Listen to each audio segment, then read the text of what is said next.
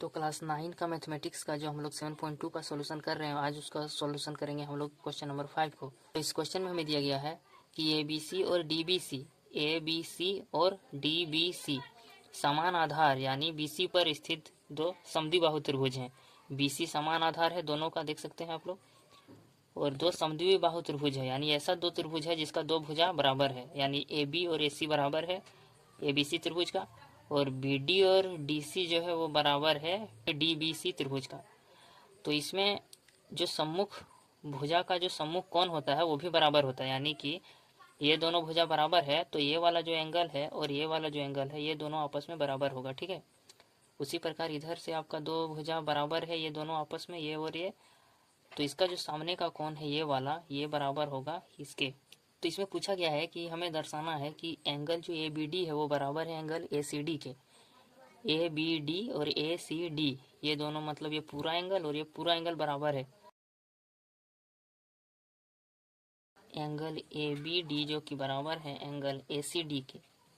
ऐसा हमें दिखाना है ABD यानी ABD ये पूरा एंगल और ACD ये पूरा एंगल।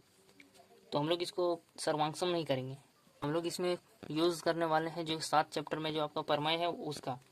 तो उसमें क्या बोला गया है कि जो भी त्रिभुज होता है समद्विबाहु त्रिभुज, उसका जो बराबर भुजा होता है तो उसके सामने का कोण क्या होता है, बराबर होता है आपस में। तो वही चीज़ हम लोग लिखने वाले हैं कि त्रिभुज ABC में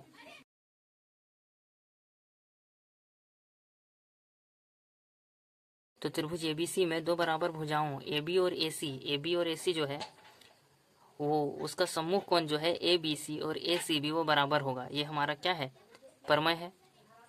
ABC और ACB दोनों बराबर हो जाएगा एंगल ये वाला और ये वाला, ठीक है। तो हम लोग इसको लिख सकते हैं कि इसलिए हम लोग लिख सकते हैं कि एंगल ABC बराबर होगा है एंगल ACB से। अब हमें लिखना है कि त्रिभुज कौन सा, DBC में, त्रिभुज DBC में, इसमें भी वही लिखेंगे कि दो बराबर भुजाओं, ऐसा ही त्रिभुज DBC में दो बराबर भुजाओं यानी कि BD और CD है, उसका जो सम्मुख कोण है CBD और इसका सम्मुख ये BCD ये वाला छोटा सा एंगल, तो वो बराबर होता है। तो उसको भी हम लोग कैसे लिख सकते हैं कि एंगल जो CBD है वो हमारा बराबर होगा एंगल BCD के। एंगल में सर्वांगसम नहीं लिख देना, ठीक है। इसको हम लोग नाम देते समीकरण 1 और इसको देते समीकरण 2। तो हमें सिद्ध करना है कि जो हमारा ABD एंगल है, ABD ये किससे बना है, तो ABC और DBC से मिलकर, तो इन दोनों एंगल को जोड़ देंगे तो ये पूरा बन जाएगा। तो वही करने वाले हैं। तो जो हमारा ABC है वो समीकरण 1 में है, तो हम लोग यहाँ समीकरण 1 से लिखेंगे कि एंगल ABC और ये हमारा बराबर है किसमें, एंगल ACB के। तो हम लोग इसमें देखो ये भी दोनों बराबर है, मतलब समीकरण 1 वाला भी एक दूसरे से बराबर है और 2 वाला भी एक दूसरे से बराबर है। तो किसी का भी LHS से हम लोग जोड़ सकते हैं और RHS से जोड़ सकते हैं। तो हमें जोड़ना इस तरीके से है कि हमारा अपना काम हो जाए। जैसे कि कहने का मतलब है ये BC में हम लोग BCD को जोड़ेंगे तो कोई फायदा नहीं होगा, तो हम लोग अपने हिसाब से जोड़ेंगे कि ABC में हम लोग DBC को जोड़ेंगे, ठीक है। तो ABC के साइड हम लोग क्या जोड़ेंगे, तो CBD को जोड़ेंगे, एंगल CBD, और इधर जोड़ देंगे एंगल BCD को। अब देखिए ACB में BCD जोड़ दिए, CBD और ABC एंगल को जोड़ेंगे तो क्या आएगा, CBD और ABC को जोड़ेंगे तो क्या आएगा, ABD आएगा। तो एंगल ABD और ये बराबर होगा किसके, अब हम लोग इधर जोड़ते हैं ACB और BCD, ACB और BCD, तो ये होगा ACD। हमें यही प्रूफ करना था तो यहाँ पे प्रूफ लिख देंगे। तो अब मैं बता देता हूँ कि हमने ऐसा ही इसमें क्यों किया। देखो यहाँ पर हमारा जो है ABC और इधर है DBC, ठीक है। ये एंगल जो है B वाला, ये BC और ACD ये दोनों आपस में बराबर है। इसको मान लेते हैं हम लोग कि एंगल जो ABC है, एंगल ABC जो है वो बराबर है हमारा एंगल ACB के। ये दोनों बराबर है और इसको हम लोग मान लेते हैं 2 है, ठीक है। यहीं पे लिखते हैं ये 2 है तो ये भी 2 होगा। अब ये हमारा जो एंगल है DBC यानी कि CBD, जैसा कि हम लोग CBD लिखें तो CBD, और ये हमारा बराबर है BCD के, एंगल BCD के। तो इनको मान लेते हैं हम लोग 3 है और ये तो ये भी 3 होगा, दोनों आपस में बराबर है। तो अब यदि हम लोग इस 3 को इस 2 से जोड़ेंगे तो क्या होगा, 5 आएगा।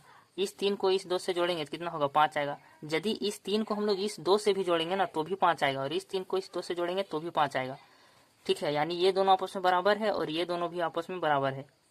ये इसके बराबर नहीं है, लेकिन जब इन दोनों को जोड़ेंगे और इन दोनों को जोड़ेंगे तो भी आपस में बराबर होगा। ठीक है, जो कि मैंने प्रैक्टिकल यहाँ पे आप लोगों को दिखा दिया है, समझ में आ गया होगा ये चीज़। क्वेश्चन नंबर 6 में हमें यह आकृति दिया गया है और पूछा गया है कि ABC एक समद्विबाहु त्रिभुज है। ABC जो समद्विबाहु त्रिभुज है उसका जो बराबर भुजा है वो है AB और AC। टिक से भी पता कर सकते हैं और लिखा भी गया है। और भुजा BA जो है उसको D तक बढ़ा गया है, जो BA है उसको D तक बढ़ा दिया गया है, और AD बराबर कर दिया है AB के। AD जो हमारा है इसको बराबर कर दिया है AB के। ठीक है, तो दर्शाना है कि BCD जो है वो एक समकोण है, यानी BCD। अब मैथ है तो हम लोग ऐसा नहीं बोल सकते कि देखने में लग रहा है यहाँ समकोण है तो समकोण होगा, जरूरी नहीं है, दिया है। त्रिभुज ABC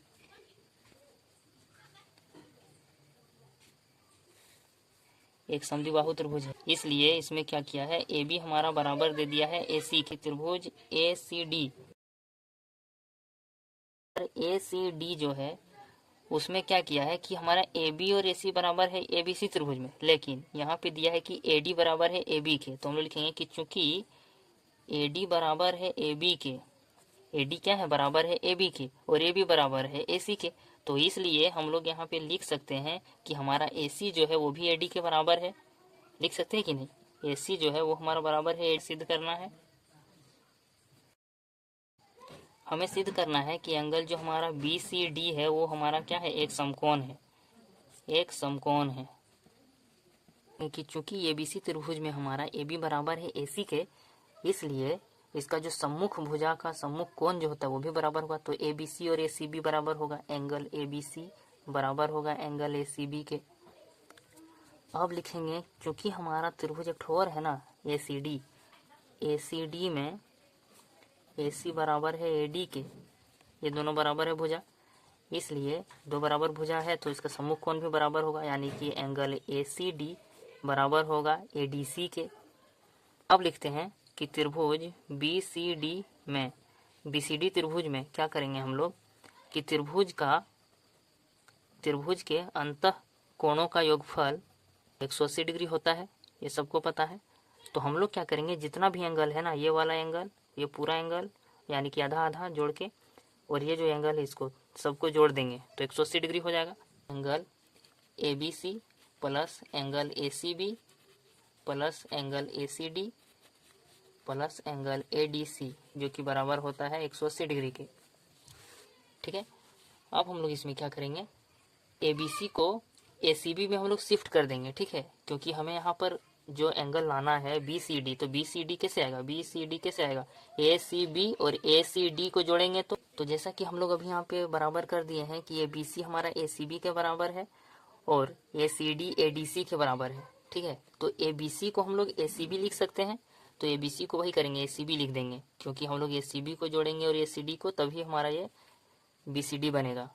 ऐसा नहीं कि ABC में कर देंगे तो फिर गड़बड़ हो जाएगा। तो ACB में लिखने के लिए ACB कर देंगे यहाँ पर ABC को, और ये ACB का ACB ही रहेगा।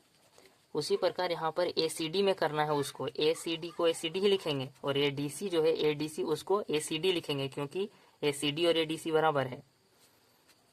ACD लिख देंगे और 180 डिग्री। और यहाँ पर आप लोग कारण में लिख सकते हो, इसको समीकरण 1 मान लेंगे और इसको समीकरण 2। आप बनाते समय ही ले सकते हो और नहीं भी ले सकते हो। मैं क्या कहता हूँ कि आप नहीं ही लेना, ठीक है, क्योंकि बाद में हमें कैसा चीज़ का जरूरत पड़ेगा वो हम लोग खुद डिसाइड करेंगे। पहले ले लोगे इसको 1 2 और इसका जरूरत ही नहीं पड़ेगा तो फिर काटोगे, फिर तो गंदा हो जाएगा। इसलिए आप लोग बाद में ही ले लेना, ठीक है, जब जरूरत पड़ेगा। तो समीकरण लिख देंगे यहाँ पे 1 तथा 2 से। तो ACB को 2 ACB लिख सकते हैं प्लस 2 एंगल ACD कर सकते हैं, और ये 180 डिग्री हो जाएगा। अब 2 को कॉमन कर लेंगे तो हमारा हो जाएगा angle ACB plus angle ACD, और ये हो जाएगा 180 डिग्री। अब 2 से इसको इधर करेंगे तो भागा लग जाएगा तो 90 डिग्री आ जाएगा। Angle ACB plus angle ACD 90 degree हो गया। अब ACB और ACD जोड़ते हैं, ACB और ACD जोड़ेंगे तो कितना होगा, एंगल BCD हो जाएगा जो कि 90 डिग्री हो गया। तो हम लोग लिख देंगे अब यहीं पे, अतः एंगल जो है BCD वो हमारा क्या है, एक समकोण है। बस आपको यही लिखना है, प्रूव्ड लिख देना है बस।